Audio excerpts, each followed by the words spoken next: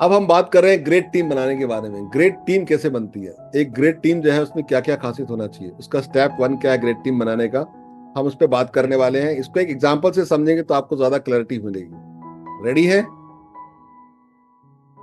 आपको क्या करना पड़ता है ग्रेट टीम बनाने के लिए कि सारी टीम के साथ बैठना पड़ता है ना, और आपको टीम के साथ बैठ के उनको अपने मिशन बताना पड़ता। उससे पहले अपना मिशन खुद का क्लियर होना चाहिए।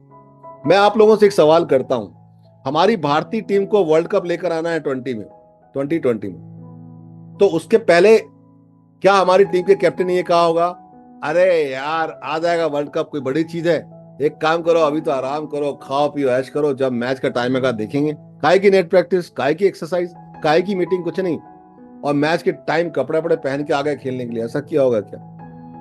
अगर 2020 में वर्ल्ड कप आया, हमने जीता है, अगर हमने कोई भी बड़ा अचीवमेंट किया है, किसी ने भी बड़ा अचीवमेंट किया है, अगर आप जानते हो कि स्टीव जॉब ने एप्पल बनाया है और ऐतिहासिक बनाया है, वर्ल्ड का बेस्ट बनाया है, अगर आप जानते हो कि नारायण मूर्ति साहब ने इन्फोसिस बनाया है, अगर आप जानते हो धीरू भाई अंबानी साहब ने जो है वो रिलायंस बनाया है, तो उसके पीछे की तैयारी है, मिशन है, एक बड़ा गोल है, एक बड़ी सोच है। कोई भी ग्रेट टीम ग्रेट मिशन के बिना बन नहीं सकती है। तो पहले मुझे क्लियर करना पड़ता है कि मेरे को अपनी संस्था को कहाँ लेके जाना है। पहले मुझे अपने माइंड को तैयार करना पड़ता है कि वो सारी आदतें मैं चेंज करूंगा, मेरी संस्था को मुझे बेस्ट से बेस्ट बनाना है, मुझे अच्छे एम्प्लॉय हायर करने हैं, अच्छा टारगेट अचीव करना है, अच्छी क्वालिटी प्रोडक्ट देना है, कस्टमर की प्रॉब्लम को एड्रेस करना है। जब मैं ये ठान लेता हूं कि मुझे बेस्ट से बेस्ट करना है, उसके बाद रास्ता चालू होता है बेस्ट के लिए। सबसे पहले मैं तैयार होता हूँ, खुद को तैयार करता है गेम प्लान के लिए, एक माइंड सेट के लिए।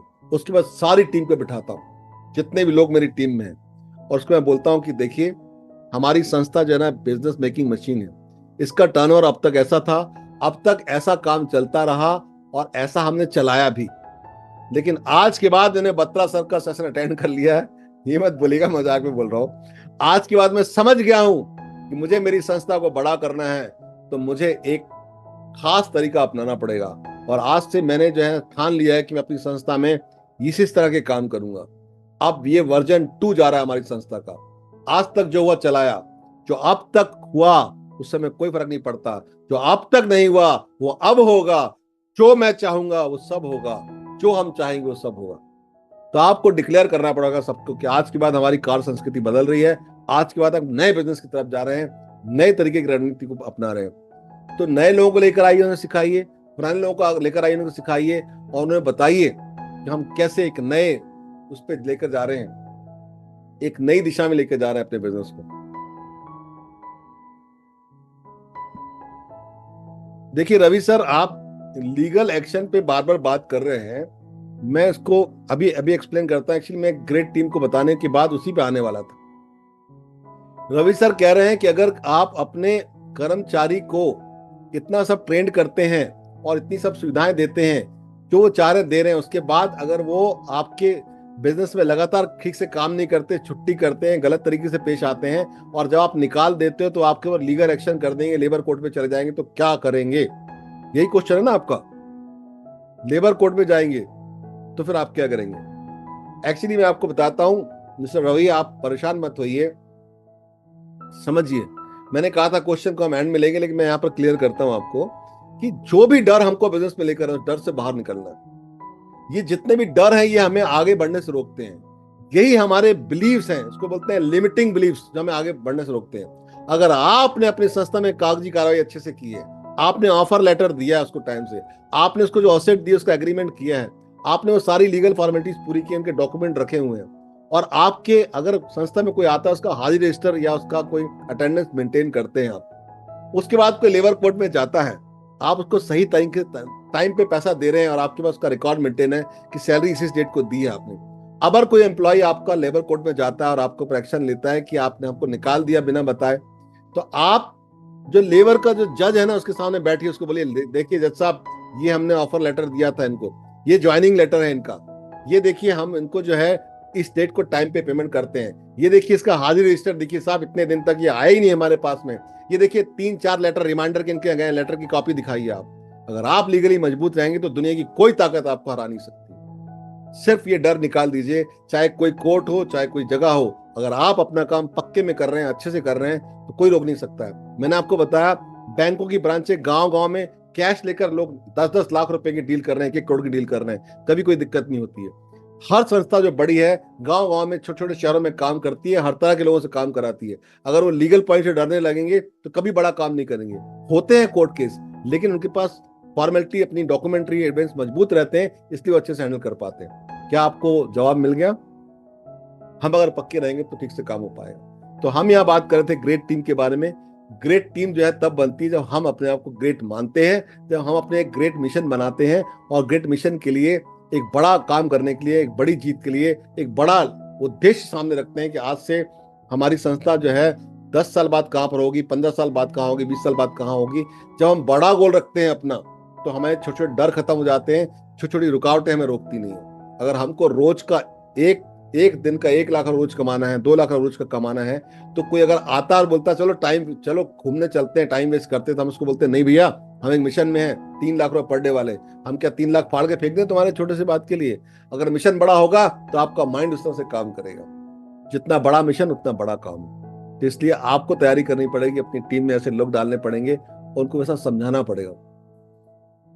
हम उसको बात करते हैं अपनी टीम को बिठाकर कि अब हमारी संस्था 10 करोड़ की है, 20 करोड़ जाना है, 30 करोड़ जाना है, 40 करोड़ जाना है, 100 करोड़ जाना है, तो हम 100 करोड़ पहुंच जाएंगे 2030 तक। ये हमारी डेट है।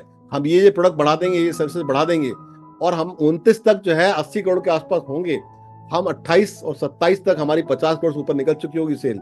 हमारी सेल 20 करोड़ की हो जाएगी 2025 मार्च से पहले पहले। अब आप सोचिए कि अभी आपकी सैलरी 15,000 है रवि जी, अभी आपकी सैलरी जो है ना 25,000 है मिस्टर ए, अभी आपकी सैलरी जो है 40,000 रुपए, डबल हो जाएगी, डबल। मेरी सेल डबल, मैं आपकी सैलरी डबल कर दूंगा। आप निश्चिंत रहिए, आपकी सैलरी में फर्क आ जाएगा। आपकी स्कूटर, आपकी नई मोटरसाइकिल इस दिन आ जाएगी। आप खुद पे कार पे चले 5 साल बाद। मैं चाहता हूं मेरा हर अच्छा कर्मचारी कार पर चलेगा, मैं उसके लिए काम करना चाहता हूं। एक बार ऑर्गेनाइजेशन को बैठा के आप बता दीजिए कि आपका मिशन क्या है। आप उनके परिवार में संपन्नता लाना चाहते हैं, आपको उनके परिवार में एक जो है ना ऐसा प्रचार करना चाहते हैं कि संस्था बढ़ेगी तो आप बढ़ेंगे। अलाइन कर दीजिए उसको अपनी संस्था के साथ में, और बताइए कि आप अगर नहीं चलते तो मैं तो चल रहा हूं। और आपकी दृढ़ता, आपके विश्वास, आपका कॉन्फिडेंस, आपका मिशन, आपका विजन, आपका गोल देखकर सारे के सारे अलाइन हो जाते हैं। और फिर वो चलती है वर्ल्ड कप की यात्रा, फिर वो चलती है बड़े अचीवमेंट की यात्रा। वो तब हो सकती है जब आप अलाइन होंगे, आप क्लैरिटी में रखेंगे, आप सबको लेकर चलेंगे एक विजन के साथ, तब वो बनेगी ग्रेट टीम। क्या आप अपनी ग्रेट टीम बनाना चाहते हैं? क्या आप अपनी ग्रेट टीम बनाना चाहते हैं? जीटी लिखिएगा, जीटी जीटी जीटी। अब रीअलाइन कैसे करना है? Second step, yes, okay, fantastic.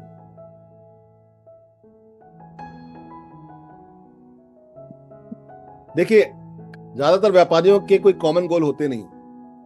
अब ऐसी टीम बनाते हैं लोग जहां पर हर आदमी अपने अपने अपने बारे में सोच रहा है। इंडियन क्रिकेट टीम है, 2020 का मैच है, हर खिलाड़ी बोल रहा है ऐसी तैसी कराने का हमको नहीं मतलब, हमको अपना पर्सनल रिकॉर्ड बनाना है। अब टाइम खत्म हो रहा है लेकिन वो बैटिंग करते जा रहा है, तो क्या होगा? हर व्यक्ति का अपना अपना गोल है।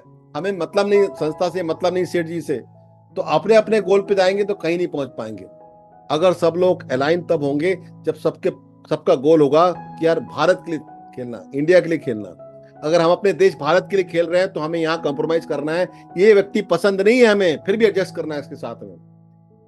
जितने भी लोग सफल हैं दुनिया में, जितने भी लोग बड़ी ग्रोथ करते हैं और बहुत आगे बढ़कर गए हैं दुनिया में, जितने भी आपको लीडर दिखते हैं, जितने बड़े बिजनेसमैन दिखते हैं, उनका एक ही मिशन होता है, एक ही नारा होता है, एक ही सोच होती है। गोल्डन लाइन लिख लीजिए। वो बोलते हैं मैं अपने आप को ऐसा बना लूंगा, चाहे कोई कैसा भी उससे निभा लूंगा, चाहे कोई कैसा भी उससे निभा लूंगा, चाहे कोई कैसा भी उससे निभा लूंगा। अपने आप को ऐसा बना लूंगा, चाहे कोई कैसा भी उससे निभा लूंगा। इसलिए नहीं कि हमें किसी किसी जगह बुरा नहीं लगता, इसलिए नहीं कि कोई हमको तंग करता तो हम तंग नहीं होते, लेकिन हमारा मिशन बड़ा है। हमारा मिशन अपनी संस्था को आगे लेके जाना है। हम छोटी छोटी लड़ाइयां हार जाएंगे, एक बड़ी लड़ाई जीतने के लिए हमको उस मिशन तक जाना है। और जब आप सब लोगों को एक मिशन में डाल देते हैं, लोग पर्सनल की जगह टीम को जब महत्व देते हैं, जब लोग समझते हैं कि मेरी संस्था ग्रो करेगी तो मैं ग्रो करूंगा, तब बड़ा काम होता है। महेंद्र जी लिख रहे हैं ये सब तो ठीक है सर, अगर कोई बदलना ना चाहे तो क्या करें? कोई, महेंद्र जी, कोई बदलना नहीं चाहेगा तो उसे बदल दीजिए। आप लोगों को बदलने का प्रयास करिए, अगर वो नहीं बदलता तो आप उसे बदल दीजिए। आपकी संस्था सब पर ही है, आप उसको बदल दीजिए, कोई इशू नहीं है। क्लियर है? Okay, great. स्टेप 3 पे चलते हैं, कैसे ग्रेट टीम बनती है। आपकी ग्रेट टीम में सबके एक्सपेक्टेशन समझनी होंगी क्या, क्योंकि होता क्या है कि अलग अलग लोगों की एक्सपेक्टेशन होती है, उसकी वजह से जो है ना चीजें अलग अलग हो जाती हैं। जब तक लोगों की अपेक्षाएं जो है वो क्लियर नहीं होंगी कि क्या संस्था में वो चाहता है, तब तक वो आपके साथ अलाइन होकर काम नहीं कर सकता। मैंने कल आपको बताया था कि कोई भी एक्शन तब तक नहीं हो सकता जब तक बिलीव ना हो, कोई भी बिलीव तब तक नहीं हो सकता जब तक प्रॉपर प्लानिंग ना हो, कोई भी प्लानिंग तब तक नहीं हो सकती जब तक गोल ना हो, और कोई गोल तब तक नहीं हो सकता जब तक ड्रीम ना हो। हर किसी का इमोशनल ड्रीम हो कि यार तुम्हारे मम्मी पापा के लिए करना है दोस्त। मिस्टर बी, आपने इतने दिल से काम किया हमारी संस्था में, 3 साल के अंदर तुम्हारे पापा का इलाज अगर मैंने उस जगह से करा के नहीं दिया तो मैं कुछ नहीं है, मैं मेरे भी पिता के समान है। इमोशनली जोड़िए तो सही। आप, आपके पिताजी बहुत समय से परेशान है, मैं करता हूँ। मैंने कई बार मीटिंग देखी है, एक सहारा इंडिया के बहुत बड़े, जो आज नहीं है, मैं उनको बहुत सम्मान देता हूँ, है ना, सुब्रत राय सहारा साहब, उनकी ऑनलाइन मीटिंग मैंने कई बार देखी है। वो अपने शहर में लखनऊ में बैठकर वो छोटे छोटे शहर के एम्प्लॉइज के पर आते थे ऑनलाइन, है ना, कॉन कॉल कॉन्फ्रेंस मीटिंग में, और वो एम्प्लॉय, जो छोटा सा एम्प्लॉय, मैनेजर उनकी संस्था का, एक डिवीजन, किसी गांव के डिवीजन का, वहां से बोलते थे, वर्मा जी आप खड़े हो जाइए, आपके बेटे का एडमिशन हुआ कि नहीं? ओके, अच्छा अच्छा, और माता जी कैसी हैं? मतलब वो अपने लाखों लोगों को एक जगह बैठकर अपने एम्प्लॉयज को जानते थे किसके साथ क्या चल रहा है। तो जब हम उनकी एक्सपेक्टेशन समझते हैं, उनकी लाइफ में क्या चल रहा है हम समझते हैं, तभी हम एक मजबूत टीम बना पाते हैं, तभी हम एक बड़ी ग्रोथ कर पाते हैं। क्योंकि आपको समझना होगा कि आपको किस तरह के लोग हैं, उनकी क्या क्या एक्सपेक्टेशन है। जो आज आपका कल्चर चल रहा है उसको आपको समझना होगा, उसके हिसाब से आपका जो है ना एक नया कल्चर डेवलप करना होगा अपनी संस्था में। ये बहुत जरूरी है।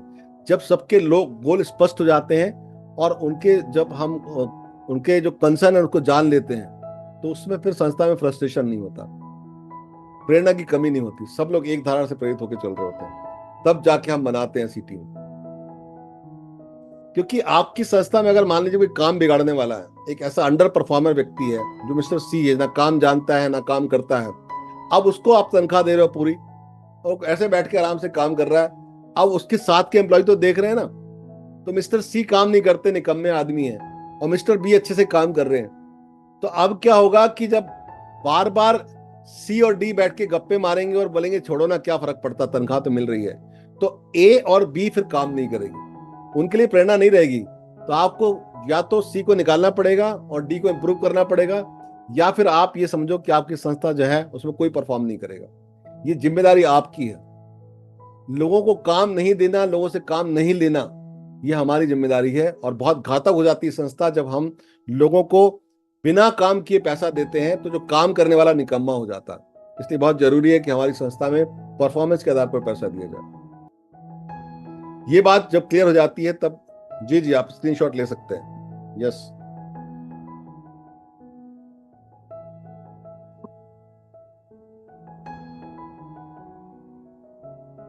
इसके बाद हम बात करेंगे कि जो एक्सपेक्टेशन है उसको क्लैरिफाई करना, है ना, तो उसको कैसे क्लैरिफाई करेंगे, कैसे लिखित में काम होगा, क्या क्या बारीक बातें, इनका हमें ध्यान रखना, ये बहुत जरूरी है यहाँ पर। अगर आपको सस्ता एम्प्लॉय रखते हैं, कम पैसे देते हैं, तो अच्छे काम की उम्मीद मत करिए उससे। गधे को घोड़ा नहीं बनाया जा सकता, ये आपको समझना पड़ेगा। आप गधे को मार मार के घोड़ा नहीं बना सकते। हर पोस्ट के लिए आपको सेपरेट एक डॉक्यूमेंट बनाना चाहिए। आपको बताना चाहिए कि ये पूरा डिपार्टमेंट है और उस डिपार्टमेंट में आपको बैठाना है लोगों को, और उसको आपको बताना है कि साहब हमारी संस्था यहाँ पर जा रही है, संस्था का बड़ा गोल ये है, ये एसओपी हम फॉलो करने वाले हैं, ये डिपार्टमेंट के व्यक्ति को ये रिस्पॉन्सिबिलिटी है, ये इस तरह से हम उसको चेक करेंगे। और उसका जॉब रैकेट उसके हाथ में दे दो, हर व्यक्ति के हाथ में हो डायरी पेन, और उसका जॉब रैकेट की उसको क्या क्या करना है, कितना परफॉर्म वो करेगा, क्या क्या उसकी रिस्पॉन्सिबिलिटी, एक एक व्यक्ति के पास उसका काम होना चाहिए कि हमारी संस्था कहाँ जा रही है और उसकी रिस्पॉन्सिबिलिटीज क्या है। जब हम प्रॉपर वे में काम बांटते हैं तभी संस्था अच्छे से हमारी परफॉर्म करती है। जो आपका प्रशिक्षण का मॉडल बने होने चाहिए, किस तरह से उनका काम धीरे धीरे डेवलप होगा, कैसे आगे जाएंगे। आपके जो प्रोत्साहन देना, यानी उसको बोलते हैं ना कि उसका इंसेंटिव कैसे देना है, कैसे आगे बढ़ाना है, उसके लिए लाभकारी योजनाएं क्या है, उसको पता होना चाहिए क्या उसको मिलने वाला है, कब कब क्या क्या उसको मिल सकता है। जब उसको क्लैरिटी होगी ना, तब जाके वो अच्छे से काम करेगा। उसके लिए जो है ना काउंसलिंग की एक व्यवस्था होना चाहिए, जहां पर वो अच्छे से परफॉर्म नहीं कर पा रहा वो काम उसको सिखाया जाए अच्छे से। उसकी जिम्मेदारी भी ओनर की है, सिस्टम की है कि सिस्टम उसे सिखाए कैसे काम करना है। अपेक्षाओं पर स्पष्ट बताएं, स्पष्ट नजर रखें कि वो जो एक्सपेक्टेशन है पूरी कैसे हो सकती है। और सिस्टम से जोड़े लोगों को, अगर सिस्टम से लोग जुड़े हैं तभी अच्छा काम कर सकते हैं। जब हम ऐसी व्यवस्था बनाते हैं जहां पर हम काम करने वालों को अप्रिशिएट करते हैं और खराब काम करने वालों को बाहर निकाल देते हैं, हमेशा रिव्यू करते हैं टाइम पर काम काम का, और उसके बाद परफॉर्मेंस वाले को अच्छा पैसा मिलता है, जो परफॉर्म नहीं करता उसको अच्छा पैसा नहीं मिलता है, जो आपके साथ अलाइन होकर चलता है उसकी तरक्की होती है, तो वो संस्था जो है एक बेटर टीम बना पाती है और एक बहुत बड़ा हम ग्रोथ ले पाते हैं। तो ये था ग्रेट टीम के बाद। ग्रेट टीम के बारे में हम थोड़ा सा एनालाइज कर लेते हैं कि हमने क्या क्या पॉइंट डिस्कस किए, क्योंकि ग्रेट टीम जो है वो ग्रेट लोगों के साथ होती है, ग्रेट मिशन के साथ होती है। जब उसको अलाइन करते हैं तो बड़ा काम होता है। तो जो भी अच्छे टीम है, जैसे हमने बात की आपसे, कि अगर आपके पास जो लोग है उसके पास स्किल होना चाहिए, विल होना चाहिए, ये संस्था का जो है सिस्टम ने समझना चाहिए, जो ओनर है उसको समझना चाहिए, या आपके मैनेजर को आपको ये ड्यूटी दे के रखना है कि जितने लोगों के पास विल है उसके पास स्किल होना चाहिए। अगर विल स्किल नहीं है तो उसे बाहर कर देना है हमें। और संस्था को टफ निर्णय लेने चाहिए। संस्था को अगर किसी को निकालना है तो बाहर निकालना चाहिए। कई लोग बोलते हैं कि सर इतना सब कुछ करना पड़ेगा इतना सब कुछ करना पड़ेगा। सुनीता जी, मैं आपका जवाब देता हूं। देखिए, मैं आपको बता रहा हूं, ये कोई छोटी मोटी बात नहीं है। हम कोई मजदूरी की बात नहीं कर रहे हैं, हम व्यापार की बात कर रहे हैं। देखिए, अगर आप मजदूरी करता है, कोई आदमी अकेला दुकान चला रहा है, 10 20 25 50 हजार महीना कमा रहा है, उसके लिए कुछ करने की जरूरत नहीं है। मजदूरी है, नौकरी भी कर सकते थे, शौक के लिए आप कहीं पर फ्रीलांसिंग कर सकते हो। लेकिन अगर आप बिजनेस कर रहे हो और आपको लगता है कि हमारा बिजनेस आज 1 करोड़ रुपए का है, 10 करोड़ जाएगा, 10 से 50 करोड़, 100 करोड़ जाएगा, एक बड़ी चीज चाहिए, तो बड़ी उपलब्धि के लिए बड़ी तकलीफ उठानी पड़ती है। मैं आपको बता रहा हूं, कोई भी बड़ा काम आसान नहीं होता, कोई भी बड़ा काम आसान नहीं होता, और कोई भी आसान काम बड़ा नहीं होता। और जो व्यापारी है, जिसका बोलते हैं बिजनेसमैन, इन्होंने जज्बा इनके अंदर बड़ा काम करने का, बड़ी तकलीफ उठाने का, तभी एक ग्रेट टीम बना सकते हैं। तो इसलिए आप ये सोचिए कि वो सब कुछ करना पड़ेगा जो हमारे बिजनेस को चाहिए, ताकि हम एक बड़ा रिजल्ट ले सकें। क्लियर है? तो स्पष्ट जिम्मेदारी हो, हर किसी को पता हो क्या करना है, उसके काम उसको समझता हो, काम के बारे में हमने उसको क्लियरिटी दे दी हो, उसका जो प्रशिक्षण है वो टाइम पे हो, प्रशिक्षित करके हम उसका जो है मॉक सेशन करें, ताकि हमें पता हो कैसे वो काम कर रहा है, उसका परफॉर्मेंस बढ़े, उसके लिए उसका उत्साह बढ़ाए हमेशा, उसका जो है उसके काम की पहचान हो, रिकग्निशन, ये बहुत जरूरी है अच्छी टीम बनाने के लिए। अच्छी टीम बनाने के लिए जो जो अच्छा प्रदर्शन नहीं कर रहे हैं, तो उनको आप सहन मत करिए, उन्हें बाहर करिए। और एक महान टीम बनाने के लिए बहुत जरूरी है कि हमारा महान होना, महान विचार होना, हमें अनुशासन पर रहना बहुत जरूरी है। तो एक अच्छा कल्चर तब बन सकता है, एक अच्छी ग्रेट टीम तब बन सकती है। मैं ईश्वर से प्रार्थना करता हूं कि आपकी टीम बेहतर है और बेहतर हो, ताकि आप और लोगों को लेकर चलें और बहुत बड़ी बिजनेस क्रिएट करें।